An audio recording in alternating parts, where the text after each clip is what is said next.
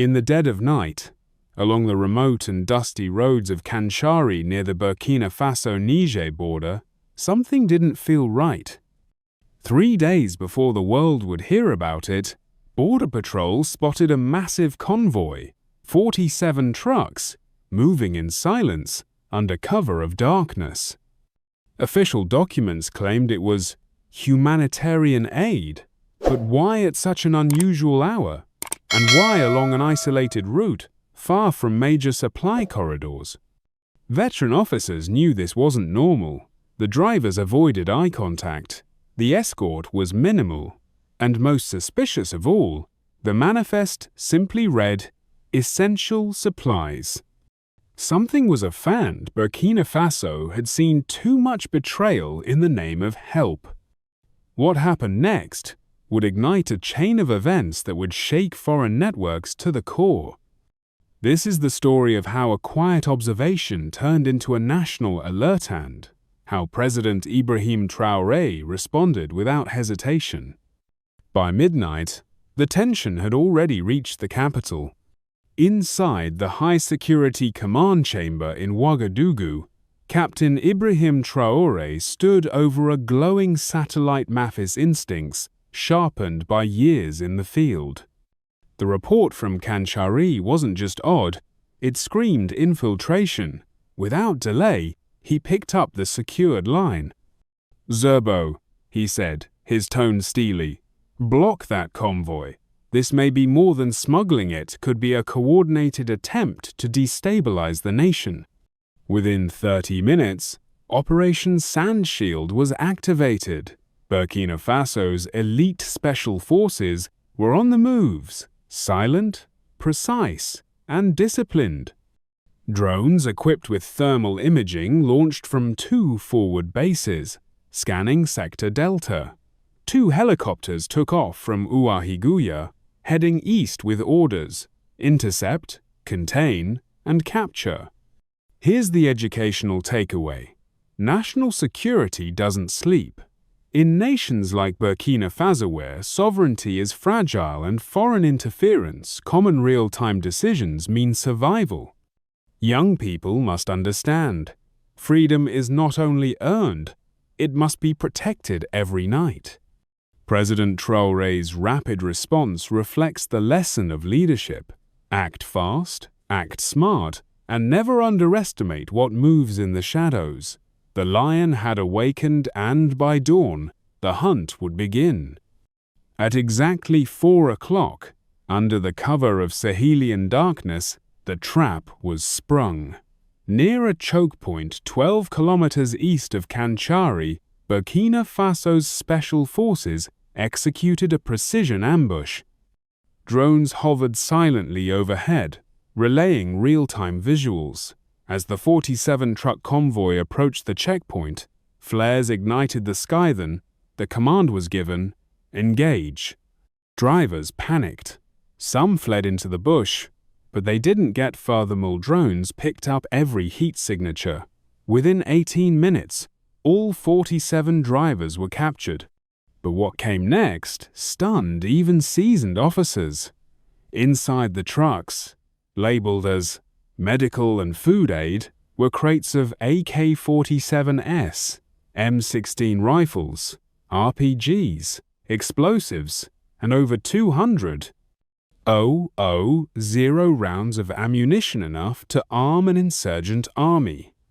This operation is a textbook example of why national vigilance and local intelligence networks matter. For young people, patriotism isn't just words, it's about protecting your soil from silent invasions. Traoré didn't just stop trucks, he stopped a war before it began. By sunrise, the nation was awakened, so was its security apparatus. As the sun rose over Ouagadougou, interrogation rooms across the capital lit up with urgency. The captured drivers were separated, questioned, and monitored closely. Most stuck to a script. They claimed they were transporting agricultural machinery for rural development. But one man slipped. Under pressure, he confessed, Each driver had been given separate GPS routes, instructed to avoid major highways and regroup near the Togo border. The cargo wasn't meant for local delivery, it was being staged for cross-border distribution. This wasn't humanitarian aid, it was a coordinated weapons deployment. A false aid convoy designed to slip under the radar. The Ministry of State Security mapped out the route. 47 vehicles from 3 regions, Gawa, Fada Ngoma, and Ouahigwaya rendezvous at a remote junction near Mango, Togo. The scale of planning showed foreign-level coordination. Young viewers must understand modern warfare doesn't always start with gunfire. It begins with logistics, deception, and silence. The ability to detect unusual patterns such as multiple trucks labeled farm equipment moving at odd hours is a critical form of national defense. President Traoré's administration has made intelligence-led governance a central policy. What this ambush proves is simple. Security isn't just about weapons, it's about wisdom. What happened that morning turned Burkina Faso's vigilance into a regional case study for preemptive defense in the 21st century, and the world began to watch.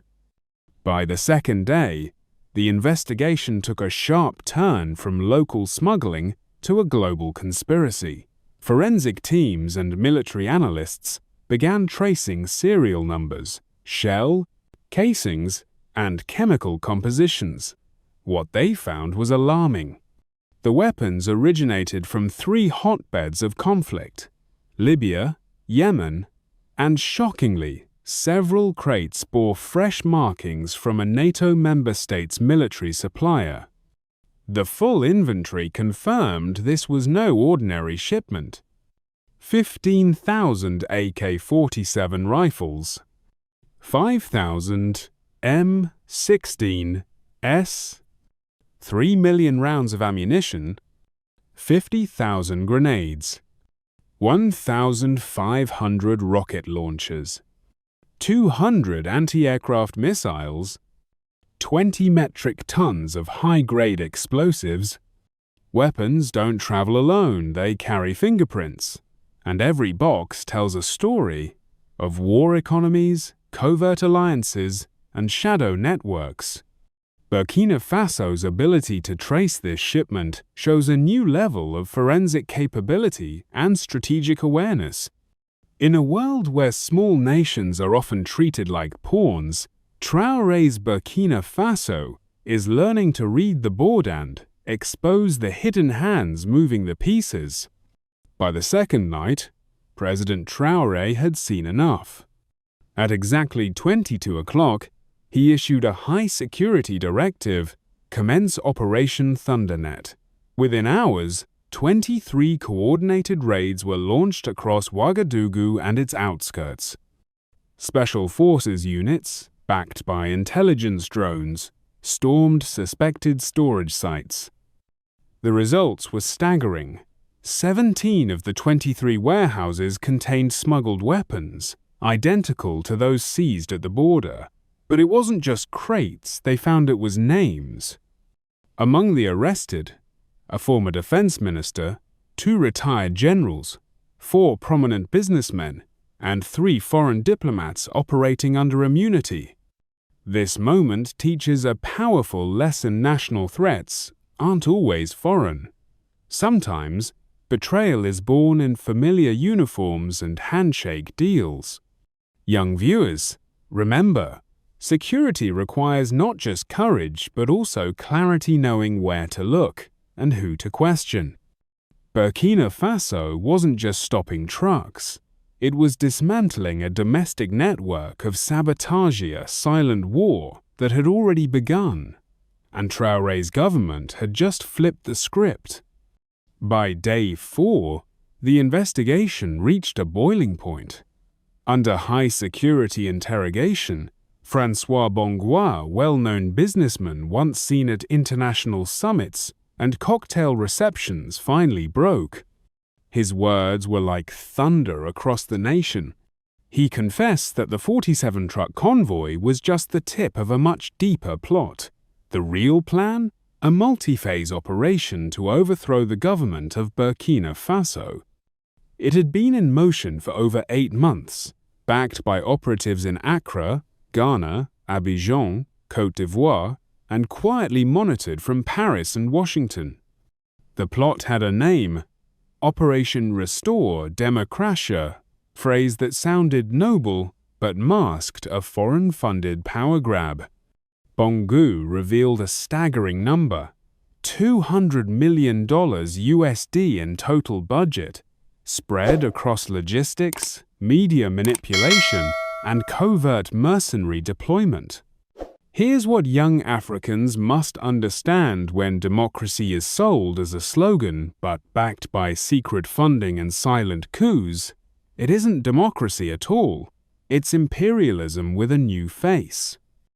And sometimes, the enemies of a sovereign people don't wear uniforms, they wear suits, speak foreign languages, and shake hands in quiet rooms far from the soil they destabilize. What made this confession historic wasn't just the names or money, it was the clarity it brought. For the first time, Burkina Faso had evidence of coordinated foreign interference, not just suspicion. And for Traoré, the pieces were now visible. But the real war was just beginning with truth as his greatest weapon. On the evening of day 4, the nation and much of the world held its breath. At precisely 1830 local time, President Ibrahim Traoré walked into the Grand Conference Hall of Ouagadougou's presidential complex.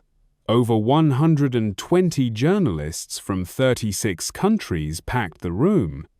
The stage wasn't just set for a press briefing, it was a historic reckoning.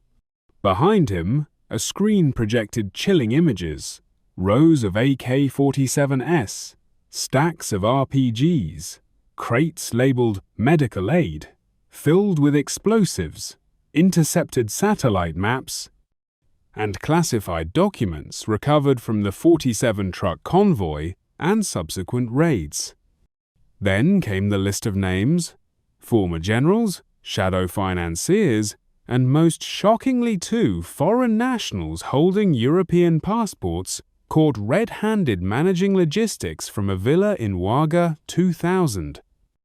When asked directly by a French journalist whether NATO weapons were involved, Traoré answered calmly but firmly, yes, some of these arms were manufactured in NATO member states. The serials do not lie. Gasps filled the room. Another reporter asked if this implicated any governments directly. Traoré didn't point fingers. Instead, he held up a torn label from a crate reading, "For export only, defense use." The facts speak for themselves. If Burkina Faso, a sovereign nation, cannot investigate armed incursions on its soil without interference, then democracy is an illusion. This press conference wasn't just about national defense, it was a lesson in transparency, sovereignty, and media accountability. In many countries, operations like these stay buried. But in Burkina Faso, a different message was sent. Truth is not weakness, it is armor. For young viewers across Africa, this was a masterclass in civil-military communication, how leadership can counter chaos, not just with force, but with facts. In an age of disinformation, the power of evidence is revolutionary. As Traoré continued, he emphasized that this wasn't just about Burkina Faso. If it happened here, it can happen anywhere. We are not at war with any nation. We are at war with systems of manipulation that silence the voice of the people.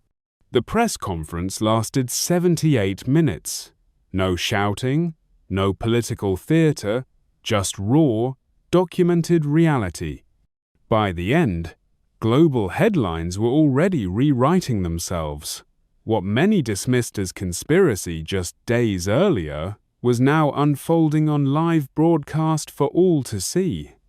And Traoré, once seen as a quiet revolutionary, had just declared that Burkina Faso would no longer whisper its truths.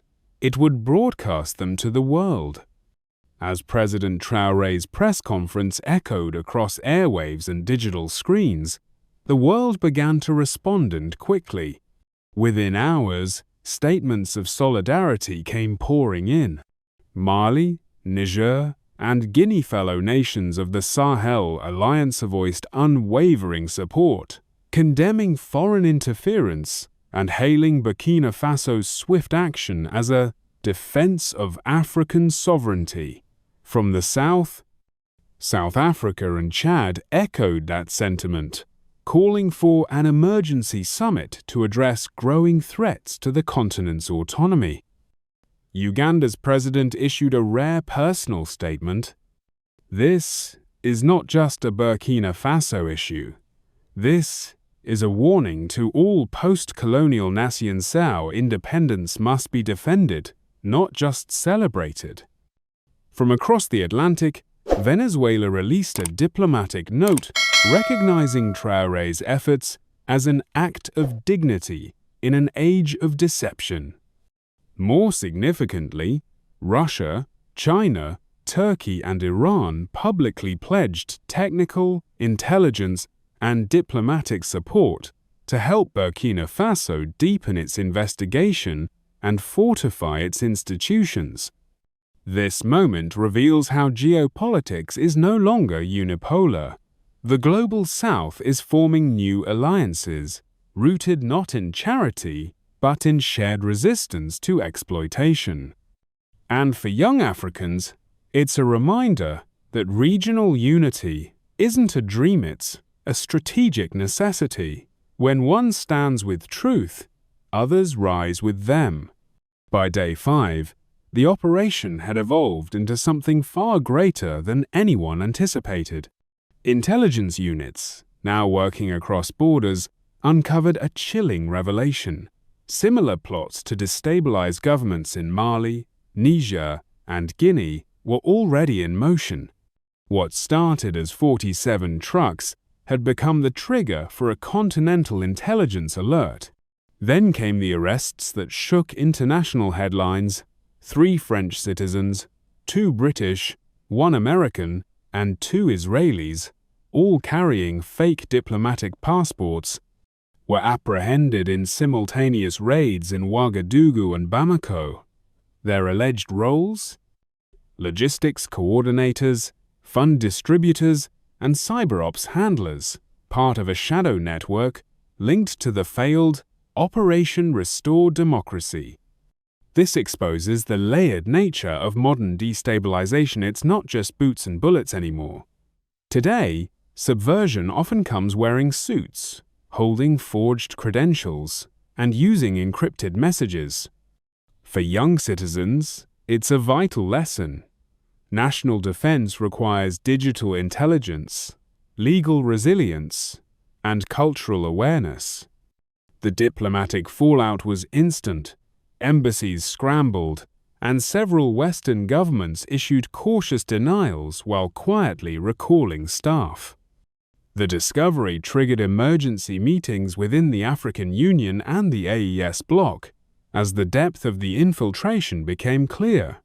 What Burkina Faso unearthed wasn't just an attack on one nation, it was a template meant for many. And thanks to a night patrol, an alert commander, and a president unafraid to act, that template was broken before it could be applied continent-wide. Day 6 marked a turning point not just in Burkina Faso's security, but in its justice system. At sunrise, the National Tribunal for Sovereignty opened its doors. Dozens of suspects, including foreign nationals, ex-ministers, and military officials, stood trial under heavy guard. The charges: high treason, terrorism, and conspiracy to overthrow the state. Prosecutors presented a mountain of evidence: drone footage, intercepted voice recordings, bank transfers totaling $47.8 million, and signed confessions. One clip showed a meeting in Abidjan detailing the coup timeline. Another captured encrypted instructions from abroad. This trial was more than punishment, it was a lesson in constitutional resilience. A sovereign nation does not crumble under threat. It uses its legal system to respond with dignity and clarity.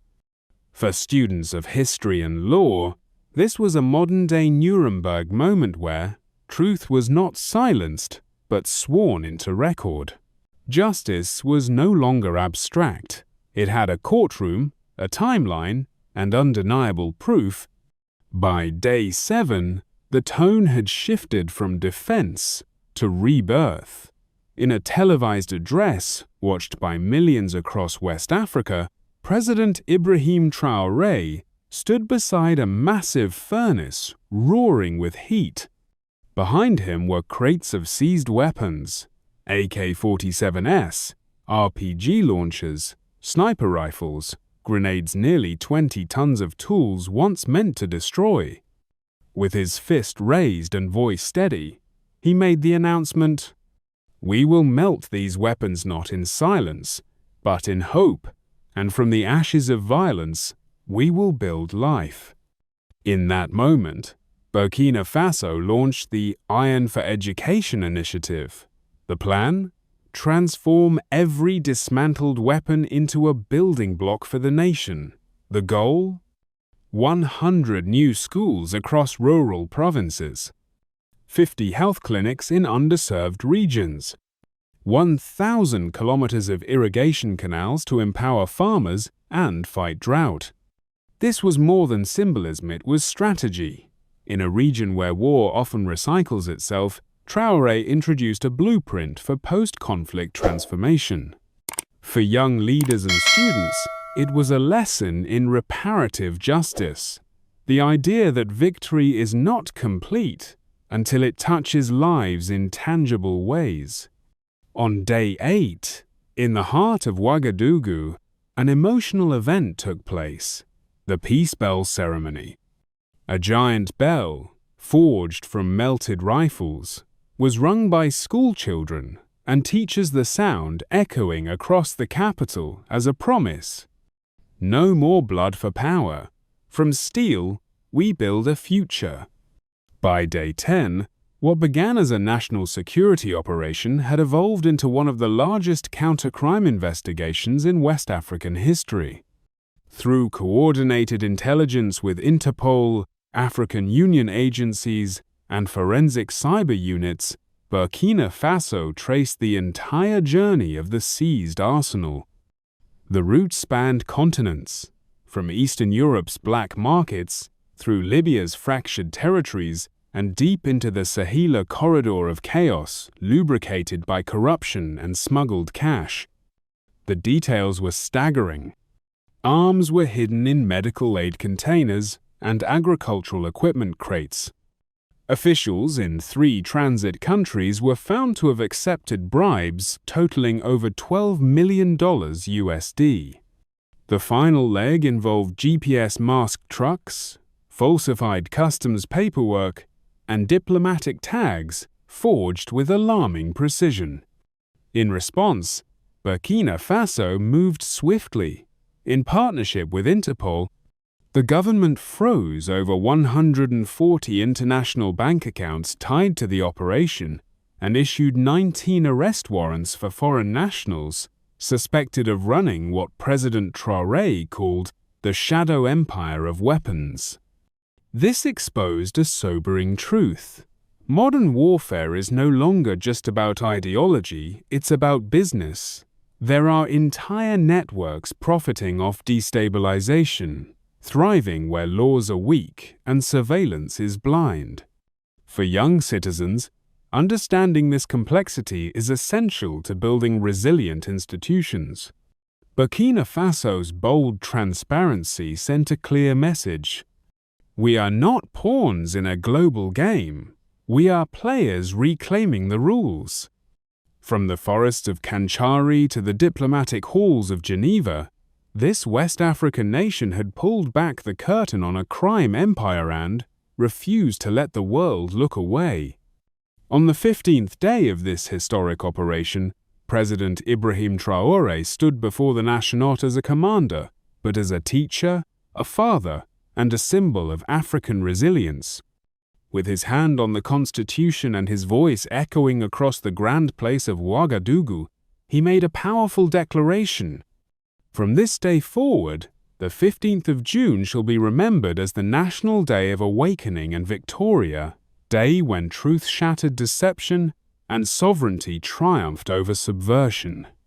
The announcement triggered nationwide celebrations, with flags waving from the rooftops of Bobo Dioulasso to the farmlands of Dori.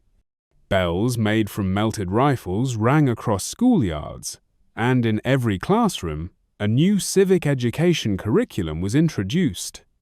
How to identify foreign interference. The value of sovereignty and constitutional order. The story of the 47 trucks, and how alertness saved a nation. This wasn't just a symbolic gesture. It marked the beginning of a generational commitment to civic consciousness.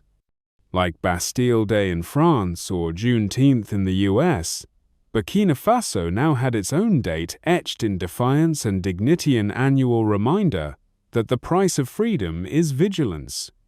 Each year, the Day of Awakening will include youth debates, documentary screenings, and public reenactments. Schools will host simulations of crisis response, and students will be encouraged to ask the hard questions Traoré asked: who benefits from instability, and who pays the price?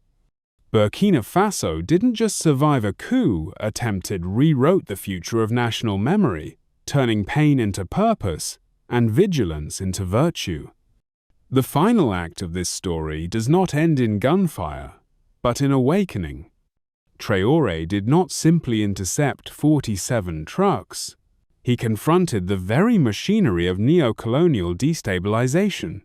This was not just a military maneuver, it was a constitutional defense of sovereignty, a rebuke to the silent complicity of global power structures. And as the last crates of weapons were dismantled, one truth emerged clearly. Africa is not a warehouse of Warit, it is a wellspring of hope, wisdom, peace, and humanity. This campaign reminds us that peace is not the absence of conflict, it is the presence of justice, education, and memory. In transforming bullets into books and rocket launchers into irrigation canals, Burkina Faso didn't just defeat an operation, it redefined what victory means. But the real question remains: will we, as citizens, remain passive observers or become active guardians? Traoré's stand is a mirror reflecting what leadership looks like when guided by principle over profit and vision over vengeance. It's a lesson for our children, our institutions, and for every young African dreaming of a future unshackled by foreign interest. So now, we turn to you, the voice beyond the screen. Save this video as a record of dignity. Share it with your community. Don't let this history be silenced. Comment below. What does awakening mean in your village, your family, your school? Because the trucks may have stopped at the border, but the conversation begins here. This is not the end. It's a beginning.